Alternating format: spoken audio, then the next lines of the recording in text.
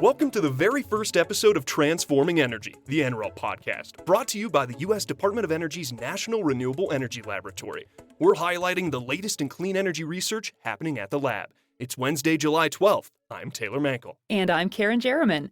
We are so excited to bring you this brand new podcast from the National Renewable Energy Laboratory, also known as NREL.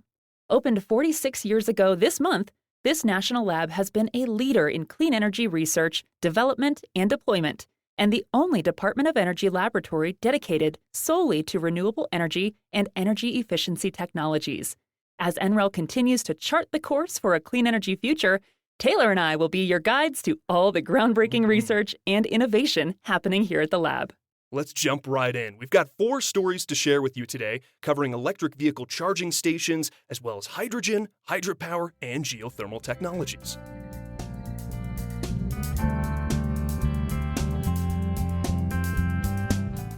It's summer, the sun is shining, and you know what that means? It's road trip season. Woo! Hop on in. You headed on any fun road trips this summer, Karen? Oh yeah, I love a good road trip. I've already explored parts of Colorado and Arizona, Nice. and I'm heading to Vermont later this summer, which is home sweet home for me. And of course, I can't travel without some good old road snacks, music, and podcasts. How about you, Taylor? Better believe it. I love those road trip essentials. That's part of the fun, Karen. And one of the many beauties of living here in Colorado has to be the accessibility to some amazing road trips. I know I'm going to be pushing to make some happen this summer.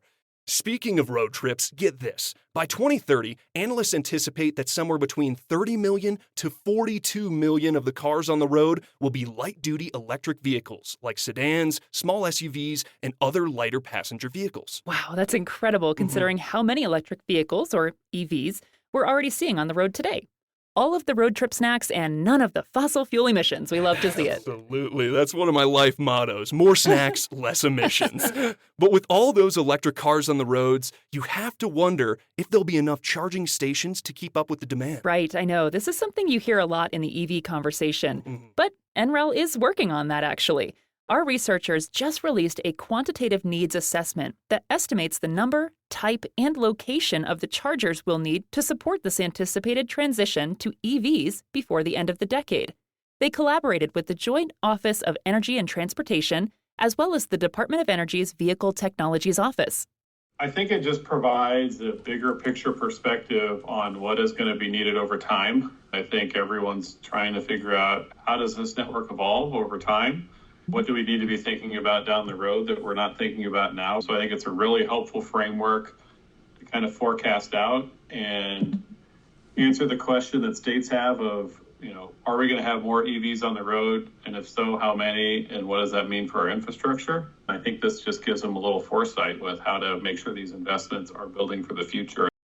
So as Alex Schroeder, the Chief Technology Officer of the Joint Office, explained, this study helps answer the questions of how the country can create an electric vehicle charging network that will reach the farthest corners of the nation and help make charging convenient, reliable, and affordable for all Americans. Yes, we need that. And as drivers continue to have more and more interest in electric vehicles, like me, I would love one, we now have estimates of the infrastructure we'll need in order to keep up with that projected growth. So according to the study, that looks like... Any guesses? It's a lot? A lot, yes. About 28 million charging ports. Yeah, that makes sense, especially when you're looking at potentially more than 30 million EVs on the road by 2030. With so many people interested in charging their cars overnight, though, most of those will likely come from private residential chargers. Right. But we'll also need fast charging and publicly available ports in places like neighborhoods, office buildings, and retail outlets. Sure. And combined, those will make up a little over 1 million of the projected charging ports. What I think is really cool about this study is it didn't just take a one-size-fits-all approach to charging, but considered all the realities of life in the United States. For instance, how the climate in Arizona is different from North Dakota, or how Southern California will likely have busier charging stations. This region-specific analysis even considered city-to-city differences in demographics, travel patterns, housing, and charging preferences. That's incredible and so important. The future of EV-powered road trips is looking brighter and cleaner every day.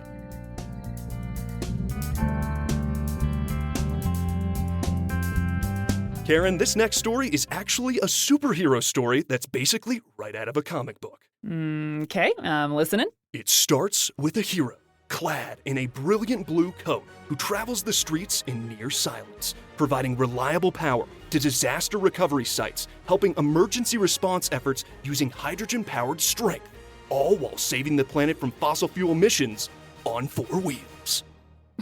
Wait, 4 wheels. Taylor, are you talking about H2 Rescue, the hydrogen fuel cell powered truck? Absolutely. The Batmobile has nothing on this disaster relief vehicle. Well, I mean, the Batmobile's cool, but I kind of have to agree with you here. This 33,000-pound heavy-duty truck is seriously impressive. Its hydrogen-based system allows it to drive 180 miles and power essential appliances in 20 homes for 72 hours before needing to refuel. And to do that, it carries a substantial amount of hydrogen, or H2 fuel cells, that only emit water. So while the vehicle supplies all this power like a diesel or gasoline generator, it is zero emission and also much, much quieter.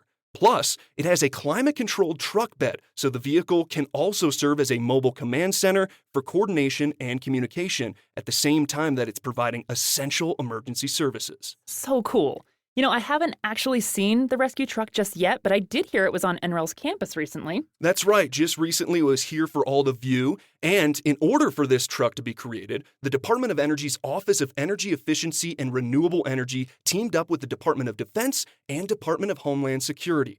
They awarded approximately $1 million to an energy tech company called Accelera by Cummins to create H2 Rescue. And NREL was tapped to showcase the rescue truck's capabilities, which we did through a week-long demonstration on our 2 Colorado campuses. That's pretty cool. It's more than cool, Karen. It's super. Na-na-na-na-na-na-na-na-na-na-na-na-na H2. Folks listening at home, this is what you get. We'll nerd out from time to time. But Taylor, guess what? That's not the only superhero-worthy innovation coming out of NREL recently. Of course. Only instead of H2, this research team is focused on H2O, harnessing moving water to power the planet. Chemistry class coming back at you there. As an affordable, steady, renewable energy source, hydropower has potential to be the backbone of our power grids. How cool is that? But the improvement of its massive, complex facilities has been hindered by a big challenge: how to test something you cannot build. Right, because unlike building a new solar photovoltaic system, for instance, building a hydroelectric prototype is often time-consuming and expensive. Like you mentioned, hydropower plants can be massive, and to operate, they also depend on specific geographies, sometimes entire mountains. And tinkering with operational facilities is risky because tests could cause irreversible damage. Yeah, exactly. So NREL's water power or hydropower research team has designed what they call a real-time hydropower emulation platform. Basically, a tool that uses field data from real hydropower plants, mathematical models, and even hardware to allow researchers to recreate hydropower plants in a virtual lab setting. This way, they can test out new hydropower tech and grid configurations in a low-risk, low-cost way. Right, so this platform enables research that could, for example, eventually allow for hydropower plants to jumpstart the grid if a severe winter storm knocks out power across the Midwest, saving stranded residents from dangerously cold temperatures. Yeah, or it could also help save a remote city, say, cut off from power by an avalanche. Right. For example, the Alaskan city of Cordova, which is about an hour from Anchorage by plane, already uses hydropower to power its grid in the summer. But once the water freezes in the wintertime, power can get cut off, usually when temperatures hit their lowest or an avalanche happens. These are times when it's really bad to not have power. Yeah, no kidding. I feel like Cordova is such a great example of how, until we know more about how to best create hydropower facilities, cities won't be able to fully harness hydropower's potential to integrate onto the grid. Yeah, and like you mentioned earlier, its ability to support a future clean energy grid is just not as well understood as other technologies like solar or wind. That's what makes NREL's real-time hydropower emulation platform so exciting and important. This tool can really help expand researchers' understanding of hydropower and accelerate change.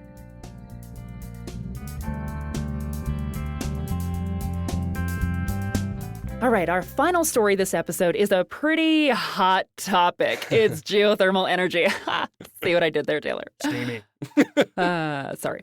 Okay, this clean energy resource has the ability to provide a flexible and reliable source of renewable electricity. But geothermal projects go through numerous permits, authorizations, and regulations before deployment can begin. and that can really slow down deployment. Exactly, and these steps are very important.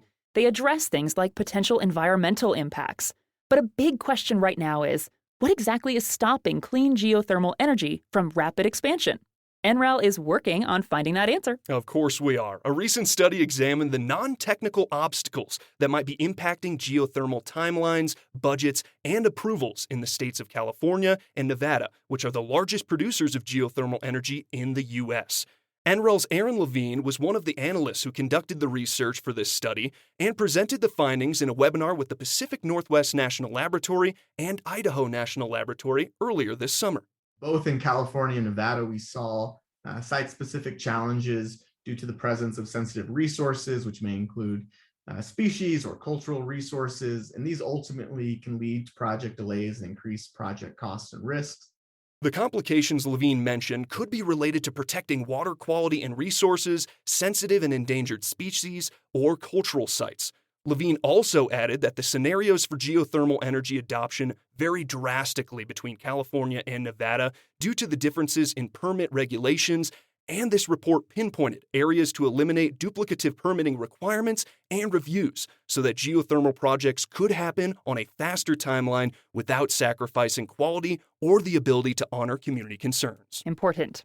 With the guidance in this report, it's looking like we have the knowledge we need for geothermal energy expansion to move full steam ahead. That's what I did there. Those geothermal puns, they're just too easy. I know. I'm sorry. I couldn't help myself. This is what you get, folks. Thanks for listening to the very first episode of Transforming Energy, the NREL podcast. As this podcast grows, Karen and I are excited to continue sharing the latest news and happenings from the lab. And we'll also want to hear from you and your comments and thoughts as listeners with the opportunity to weigh in.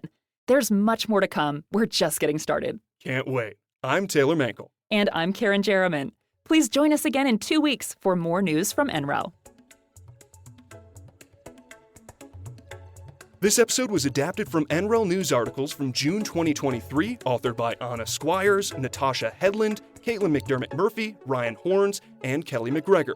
Our theme music is written and performed by Ted Vaca, and episode music by Chuck Kernick, Jim Riley, and Mark Sanseverino of Drift BC. This podcast is produced by NREL's Communications Office and recorded at the National Renewable Energy Laboratory in Colorado. We express our gratitude and acknowledgement that the land we are on is the traditional and ancestral homelands of the Arapaho, Cheyenne, and Ute peoples. We recognize and pay respect to the indigenous peoples from our past, present, and future, and we are grateful to those who have and continue to be stewards of this land.